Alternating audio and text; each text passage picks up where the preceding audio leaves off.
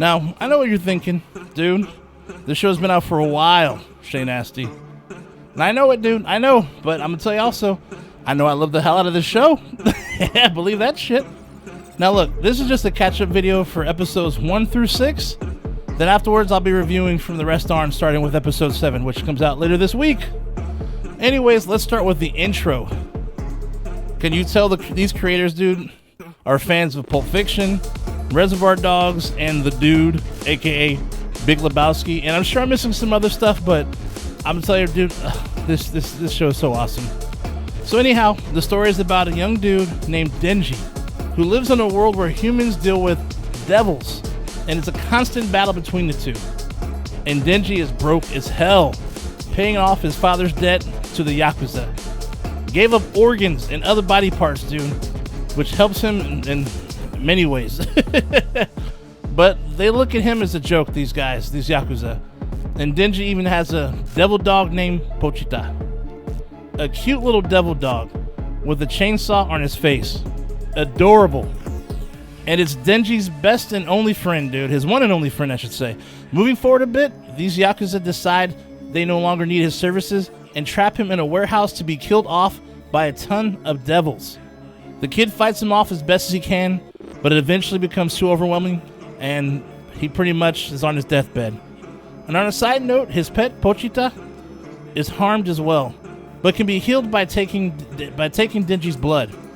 And there's a really cool flashback where Denji actually tells Pochita that if that time comes when he's about to die, that Pochita can basically take his blood and live on.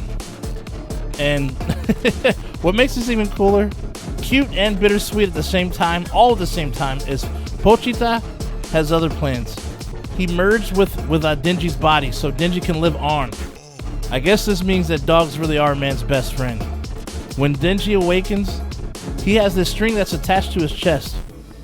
And whenever he pulls this string, his body morphs into a half devil with chainsaws coming from his head and arms and can fight like a badass, cutting fuckers to shreds. Eventually, a company who are professional devil hunters, aka the Public Safety Bureau, they want Denji to work with them. And the woman who entices him to do so is named Makima. Let's just say in ways she uses her assets to turn him on to joining. Plus, he finally gets to eat food and get some clothes and all that good stuff. Also, Denji has some other aspirations to finally touch some boobies. I mean, hey, he's a young dude, alright? Give him a break. Eventually, Makima has Denji team up with a devil named Power! This chick is a trip, dude. Oh, she's something else. Anyways, they both move in with Agent Aki, who's supposed to look after them and ensure that they do their jobs right.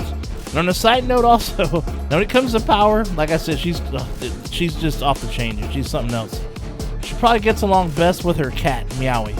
And the story on how Power asked Denji to help her save her cat with the promise for him to touch her boobies if he actually succeeds, that episode was crazy to say the least.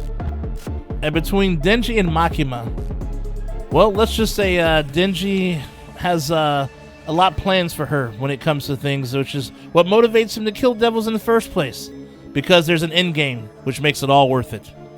So far in this series, dude, I gotta say, this has some great bloody-ass battles with devils that are awesome sequences of their own, dude. I mean, my goodness. There's action, there's horror, a lot of horror, there's comedy, dark comedy, and drama mixed in this series, man. It has everything in it. The show couldn't have had a better opening episode, I'm telling you right now. I mean, the episodes from beginning to end have been great, but that first opening episode had me sold.